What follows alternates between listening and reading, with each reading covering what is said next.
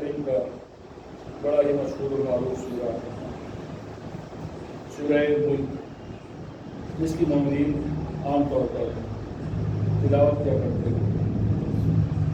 اپنی سلامت تفسیر اپنے مجالس میں اکثر یہ عادت رکھتا ہے کہ جب بھی کسی آیت کریمہ کی تلاوت کی جائے تو اس کی جو اصل سورہ ہے اس کے بارے میں تھوڑی سی وضاحت اور تھوڑی سی تفسیر کہنے یا تھوڑی سی باتیں اس کے بارے میں ہم بیان کریں. جس آیت کی تلاوت کی ہم نے وہ آیت ہے تبارک الذی بیدہ الملک، پاک و پاکیزہ ہے وہ ذات بیدہ الملک کہ جس کے ہاتھ میں تمام تر حکومتیں ہیں، جس کا ملک تمام تر دنیا پہ گھرا ہوا ہے، زمین و آسمان کے اوپر جس کی حکومت ہے. وَهُوَ عَلَىٰ كُلِّ شَيْءٍ قَدِيرٌ، آپ اپنی طاقت کے آگے کسی کو کچھ نہیں سمجھتے. انسان کی عادت کیا ہوتی ہے؟ اپنی طاقت سب سے بڑی سمجھتا ہے، بلکہ قرآن یہ فرما رہا ہے کہ پاک و پاکیزہ ہے وہ ذات کہ جس کے ہاتھ میں ہر ایک چیز کی ملکیت ہے. وَهُوَ عَلَىٰ كُلِّ شَيْءٍ قَدِيرٌ، اور وہ ہے کہ جو ہر ایک چیز کے اوپر قدیر ہے، قادر نہیں. اردو زبان میں ہمارے یہاں لفظ پایا جاتا ہے قادر اور قدیر، دونوں کے معنی تقریباً ایک سمجھے جاتے ہیں، جبکہ ایک فرق یہ ہوتا ہے اس کے اندر کہ قادر اور قدیر کا فرق میں آپ سے عرض کروں. عالم ہماری طرح پڑھے ہوئے کسی بھی مولانا کو آپ عالم کہہ سکتے ہیں، لیکن علیم نہیں کہہ سکتے. علیم کون ہے؟ علیم ہے خدا رب عالم. میں کسی کام کے اوپر کرنے پر قادر ہوں، قدیر نہیں ہوں. انسان آج بولنے پر قادر ہوں، قدیر نہیں ہوں. آج کھانے پر قادر ہوں، قدیر نہیں ہوں. تو پھر فرق کیا ہے قادر اور قدیر کا؟ قادر اور قدیر کا فرق یہ ہے کہ قدیر قادر وہ ہے کہ جس کے پاس میں ایک وقت تک طاقت نہ رہی ہو اس کام کو انجام دینے کی. ایک مرتبہ اسے طاقت ملی اور وہ قادر ہو گیا، لیکن اس سے یہ طاقت دوبارہ سلب بھی کی جا سکتی. لیکن قدیر وہ ہے کہ جس سے کبھی طاقت اس کی سلب نہیں کی جا سکتی. تو پروردگار عالم ایسا ہے کہ جو ہمیشہ سے ہر کام کو انجام دے سکتا ہے. اس سے کوئی زمانہ ایسا نہیں ہو سکتا کہ وہ اس کام کو انجام نہ دے سکے.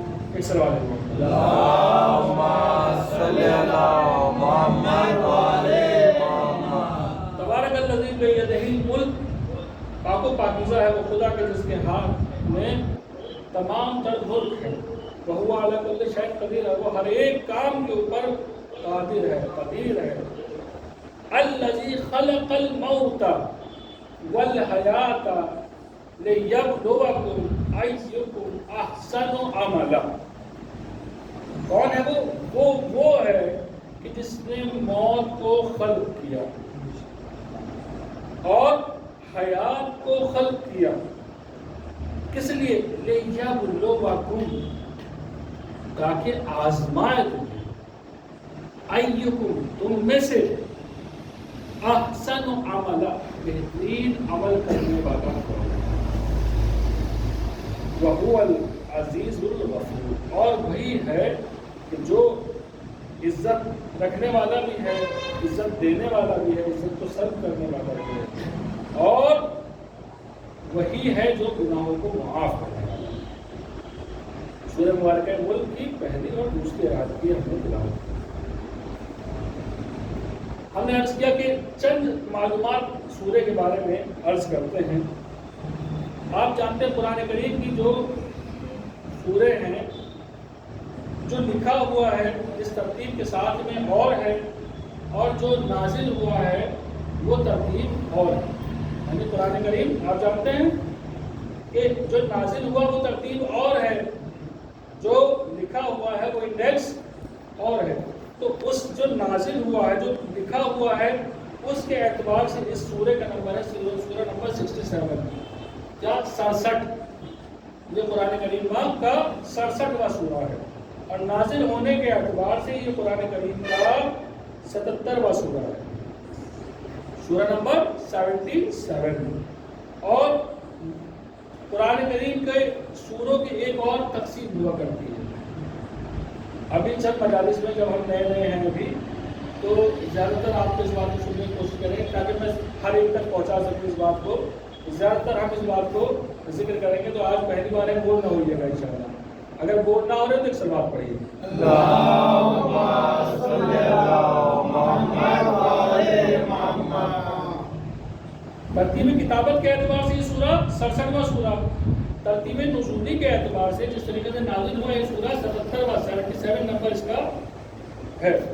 اور مکی اور مدنی ہونے کے اعتبار سے اللہ کے رسول کی ہجرت سے پہلے جتنے سورے نازل ہوئے ان کو ہم مکی سورے کہتے ہیں، یا مکہ میں جو سورے موسٹلی زیادہ تر حصہ مکہ میں نازل ہوا جن سوروں کا ان سوروں کو ہم مکی سورے کہتے ہیں. اور جو سورے مدینے میں نازل ہوئے یا ہجرت کے بعد نازل ہوئے یا جن کا اکثر حصہ ہجرت کے بعد نازل ہوا ان سوروں کو ہم مدنی سورہ کہتے ہیں. تو یہ ایک اور تقسیم جہاں تک میں سمجھتا ہوں مناسب ہوگی کہ جن سوروں میں عقائد کے بارے میں بات ہوتی ہے وہ سورے بیشتر زیادہ تر ان میں سے سورے مکی سورے ہیں، چونکہ وہاں ہم عقائدی مقابلہ ہمارا زیادہ تھا. اب جب مدینے پہنچ گئے اللہ کے رسول اسلام مدینے پہنچ گئے ہیں اس وقت میں اب احکام کی ضرورت ہے. اب عقائد تو مضبوط ہو گئے، اللہ کو مان لیا، رسول اللہ کو مان لیا، اب ضرورت تھی کہ احکام بیان ہو. تو اب جو سورے نازل ہوئے ان میں زیادہ تر احکام کو بیان کیا گیا ہے. آپ اس طریقے سے بھی پہچان سکتے ہیں کہ اگر زیادہ تر اس میں احکام بیان کیے گئے سورے ہیں تو وہ سورے جو ہیں سب کے سب کی بات نہیں ہے. اگر احکام بیان ہوئے ہیں تو وہ سورے مدنی سورے ہیں. اور اگر عقائد کے بارے میں بحث ہوئی ہے، جناب موسیٰ کے واقعات سنائے گئے، جناب آدم کے واقعات سنائے گئے تو وہ سورے مکی سورے ہیں. اس سورے میں آیتیں ہیں 30. کتنی سورے آیت ہیں؟ 30 آیتیں. اب اس کی فضیلت میں آپ کی خدمت میں بیان کروں اس سے پہلے ایک سوال کروں. اللہم صلی علی محمد وعلی محمد. حضرت محمد مصطفیٰ صلی اللہ علیہ وسلم صلی علی محمد وعلی محمد. آپ سے روایت منقول ہے کہ جو شخص رات کے وقت سورہ ملک کی تلاوت کرے گا خدا اسے شب قدر میں جاگنے کا، عبادت کرنے کا ثواب عطا کرے. اکثر ہمیں یہ دیکھا گیا ہے عام طور پر کہ وہ چیزیں کہ جو ہمارے ڈیلی روٹین میں ہمارے بزرگوں نے کرتے ہیں، سورہ الحمد ہوا، چاروں ہوئی یا انا انزلنا، یہ یا مثلا یہ سورہ ملک، سورہ یاسین جن کا بہت زیادہ پڑھا جاتا ہے. لوگ جب کسی خاص پریشانی یا مشکل کے لیے جاتے ہیں تو وہ ان سے علاوہ ڈھونڈتے ہیں، ان سے علاوہ ڈھونڈتے ہیں. جبکہ بزرگوں کا طریقہ یہ رہا کہ انہیں معلوم تھا کہ یہ ایکٹومیٹک ہیں، یہ ہر مرض میں کام آنے والی دوائیں ہیں. جب انسان کو کسی بھی کام میں ضرورت ہوا کرتی ہے تو وہ ان سوروں کو، ان دواؤں کو استعمال کر سکتا ہے. تو یہ جو سورے اور آیتیں ہمارے یہاں روزانہ کی عمومی پڑھی جانے والی ہیں انہیں کم نہ سمجھیے، ان کی بے حد زیادہ فضیلت ہے. اسی لیے آپ جانتے ہیں سورہ ملک کا بہت زیادہ گھروں میں تلاوت ہوا کرتی ہے. اور اللہ کے رسول فرما رہے ہیں کہ جو شخص بھی ایک مرتبہ شب جمعہ میں، جو شخص بھی رات میں، کسی بھی رات میں اس کی تلاوت کرتا ہے تو اسے شب قدر میں عبادت کرنے کا ثواب عطا فرمائے گا. پھر دوسرے مقام پر آتا ہے کہ رسول اسلام کی سیرت طیبہ میں آیا ہے کہ آپ ہر رات سونے سے پہلے اس سورے کی تلاوت کیا کرتے تھے اور فرماتے تھے کہ سورہ ملک قیامت کے دن اس کی تلاوت کرنے والے کی طرف سے مجادلہ کرے گا. ایک بندے خدا بارگاہ رب العزت میں پہنچا، کچھ پلڑا اس کا نیکیوں کا کم تھا، لیکن اس کمی کے ساتھ میں سورہ ملک اس کے پلڑے میں تھا، اور جس کے پلڑے میں ہے پروردگار عالم کی طرف سے یہ اس کے لیے جو ہے خوشخبری ہے کہ جو کوئی پڑھنے والا ہے. فرماتے ہیں کہ جو شخص بھی اس کی عادت رکھتا ہے، جو شخص بھی اس سورہ کو بہت زیادہ پڑھا کرتا ہے، تو یہ سورہ روز قیامت پروردگار عالم سے اس کی طرف سے مجادلہ کرے گا، باقاعدہ پروردگار عالم سے بحث و تمہیز کرے گا کہ پروردگارہ یہ میرا پڑھنے والا تھا، میرے معبود اس کے گناہوں کو معاف کر. یہ میرا پڑھنے والا تھا، اس کے گناہوں کو معاف فرما. پانچویں امام محمد باقر علیہ السلام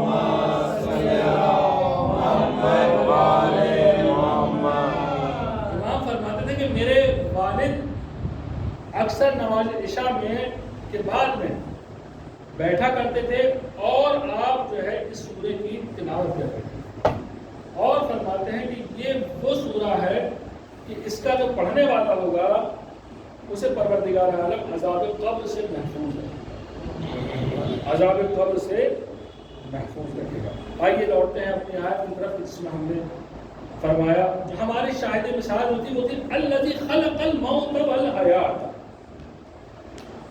الذی خلق الموت والحیات، اللہ وہ ہے کہ جس نے موت کو خلق کیا اور حیات کو خلق کیا. آپ یہ دیکھیں زندگی جو ہے انسان کی ہمیں وہ پہلے دکھائی دیتی ہے، موت بعد میں دکھائی دیتی ہے.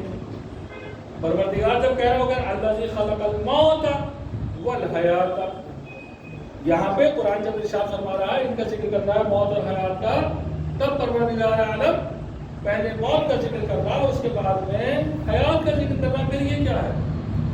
پروردگار عالم ارشاد فرما رہا ہے الذی خلق الموت والحیات لیبلوکم ایکم احسن عملا. دیکھو جب تک تم نہیں تھے اس دنیا میں نہیں تھے، بالکل موت کی جیسی حالت میں تھے کہ جیسے مرنے کے بعد میں انسان کچھ نہیں کر سکتا، ایسے پیدا ہونے کے پہلے بھی وہ کچھ نہیں کر سکتا. یعنی تم ایک ایسے مقام پر تھے کہ جو موت کے جیسا تھا، یہ موت، اس کے بعد زندگی. الذی خلق الموت والحیات، پھر اس نے تمہیں زندگی دی، کس لیے؟ لیبلوکم، تاکہ تمہیں آزمائے. آپ جانتے ہیں آزمایا کیسے جاتا ہے؟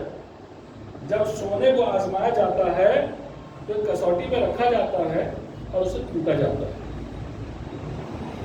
ایک کسوٹی پہ رکھا جاتا ہے اور اسے ٹوٹا جاتا ہے تاکہ اس میں نکھار پیدا ہو، اس میں معلوم ہو کتنا اچھا ہے، اس میں کتنا اچھا ہے، کتنا اچھا ہے. اب اگر بندہ مومن اس دنیا میں آنے کے بعد اپنی آزمائشوں کے درمیان میں ایسا محسوس کرے کہ مجھ پر کتنی مصیبتیں آ رہی ہیں، کتنی پریشانیاں آ رہی ہیں، گویا کہ مجھے ٹوٹا جا رہا ہے، تو وہ گھبرائے نہیں. خدا کی کسوٹی ہے کہ جس کے اوپر آپ کو تولا جا رہا ہے. خدا کی کسوٹی ہے کہ جس کے اوپر آپ کو تولا جا رہا ہے، جس کے اوپر آپ کو کھرا اترنا ہے. کیونکہ جتنا کھرا اترے گا سونا اتنی ہی قیمت پائے گا. الذی خلق الموت والحیات لیبلوکم ایکم احسن عملا، تاکہ پہچانا جا سکے تم میں سے بہترین عمل کرنے والا، بہترین عمل کرنے والا. شب معراج سے کل گزری. معراج کے واقعے میں جہاں پروردگار عالم نے پورا اس واقعے کو بیان کیا اور سورہ اسرا میں اور سورہ نجم میں اس واقعے کا ذکر کیا گیا. سبحان الذی اسرا بعبدہ لیلا من المسجد الحرام، پاک و پاکیزہ ہے وہ ذات کہ جس نے اپنے بندے کو رات رات مسجد حرام سے مسجد اقصی تک لے گئی، اور اس لیے لیبلیہ من آیات، تاکہ اسے اپنی آیاتیں دکھا سکے، اپنی نشانیاں دکھا سکے. عزیزان محترم، دوسری جگہ جب ان نشانیوں کا ذکر ہوتا ہے سورہ نجم میں جب آیت نقل کی جاتی ہے، اس کے بعد میں آپ کا عقیدتی جملہ آپ کی خدمت میں عرض کرنے والا ہوں. وہاں پر جب تفسیر ہوتی ہے تو اس تفسیر میں ہمیں ایک جملہ ملا کرتا ہے کہ परवरदिगार आलम आयत कुबरा दिखाई, परवरदिगार आलम आयत कुबरा दिखाई। वो आयत कुबरा कौन है? हज़रत फातिमा ज़हरा सलामुल्लाह अलैहा, आप इरशाद फरमाते हैं अना आयत कुबरा, मैं हूँ वो आयत कुबरा, जिसे परवरदिगार आलम ने अपने रसूल को बुलाकर दिया और दिखाया। इसी सफर में अल्लाह के रसूल ने कहा, परवरदिगार, बस मैं इसको अपने ख़ुताम को बोल दिया, परवरदिगारा ये बता कि तेरी बारगाह में सबसे ज़्यादा पसंदीदा अमल क्या है? मेरे माबूद, तेरी बारगाह में सबसे ज़्यादा पसंदीदा अमल क्या है? तो परवरदिगार आलम की तरफ से इरशाद होता है कि ऐ मोहम्मद, मेरी बारगाह में मेरे नज़दीक सबसे ज़्यादा अगर महबूब तरीन कोई अमल है तो वो अमल मेरी ज़ात के ऊपर तवक्कुल करना है और मेरी रज़ा में राज़ी हो जाना है। जो कुछ तुझे दे दिया गया तो उसमें राज़ी रहे, जो कुछ तुझे चाहिए सिर्फ खुदा से मिला। यही है कि जो अल्लाह के रसूल ने अपनी ज़िंदगी में करके दिखाया और आपके बाद अहले बैत रसूल है। शब 28 है, 28 में जब सफ़र इमाम हुसैन मौला का सफ़र जिसकी याद को मनाने के लिए मैं और आप यहाँ जमा, इमाम ने खुदा की रज़ा के सामने अपनी रज़ा को ऐसा मिला दिया कि आयत की मिसदाक़ करार पाया, या अय्युहन नफ्सुल मुतमइन्ना इरजिई इला रब्बिकी राज़ियतन मर्ज़िया, ऐ नफ्स मुतमइन्ना बस वापस पलट आ और अपने रब के पास आ जा और राज़ी और मर्ज़ी, तू खुदा से राज़ी है और खुदा तुझसे राज़ी है। शब 28 जानते हैं आज का दिन वो दिन है कि जब मरवान मज़लूम के पास ख़त आता है हाकिम शाम का और उससे ये ख्वाहिश होती है कि जाओ हुसैन से बैअत करो। अब वलीद और मरवान एक सिपाही को भेजते हैं जनाबे इमाम हुसैन के पास। अब हुसैन के घर पे आप जानते हैं ज़ैनब वो बहन है कि जिसने शादी के बाद कभी भी अपने भाई से जुदा नहीं, बराबर में घर था, लेकिन तब भी रोजाना आप जो है अपने भाई की खैरियत मालूम करने के लिए हाजिर हैं। जनाब ज़ैनब अभी घर पे आई हुई हैं, देखती हैं तकुल बात, एक शख्स आता है और कहता है कि वलीद ने तुम्हें याद। जनाब ज़ैनब पूछती हैं, भाई इस वक्त वलीद का बुलाना मुनासिब नहीं लगता, कहा न जाए। नहीं, बुलाया है तो जरूर जाए। ये बनी हाशिम का तरीका नहीं है कि कोई दावत दे होना चाहिए। अब इमाम हुसैन मजलूम जाने लगे वलीद के दरबार। अब ज़ैनब ने तमाम तर भाइयों को साथ कर दिया कि जाओ हुसैन के साथ, जाओ हुसैन के साथ चले जाओ और देखो क्या हो रहा है, और अगर कहीं ऐसा मौका आए तो तुम्हें अपने ऊपर जख्म भी लेने पड़े तो हुसैन को से जाए। हाँ अल्लाह के आज़ा, अब जनाब अब्बास हैं, जनाब अली अकबर हैं, जाफ़र हैं और हैं, तमाम तर घराना है जो अली अकबर हुसैन के साथ में वलीद के दरबार में जाना चाहता है। अब दरवाजे के ऊपर देखते क्या है कि सिपाही ने कहा कि सिर्फ हुसैन को इजाज़त है कि अंदर चला जाए। हुसैन को मदीना आई, देखिए ये वही मदीना है कि जो अल्लाह के रसूल का खैर मकदम किया करता था। ये वो मदीना है कि जिनकी लड़ाइयों को अल्लाह के रसूल ने आने के बाद ख़त्म किया था, और फजरत की लड़ाइयों को ख़त्म किया था। इसी मदीने में अल्लाह के रसूल का नवासा जब वलीद मलऊन के दरबार में दाखिल होना चाह रहा है, तब उनसे कहा गया कि सिर्फ हुसैन को जाकर लेने जाए। जनाब अब्बास उसकी तरफ देखते हैं, फिर उससे बोलते कुछ नहीं, सिर्फ इमाम हुसैन से कहते हैं कि या ऐ आका ये बतलाइए क्या मैं रुक जाऊँ ये साथ?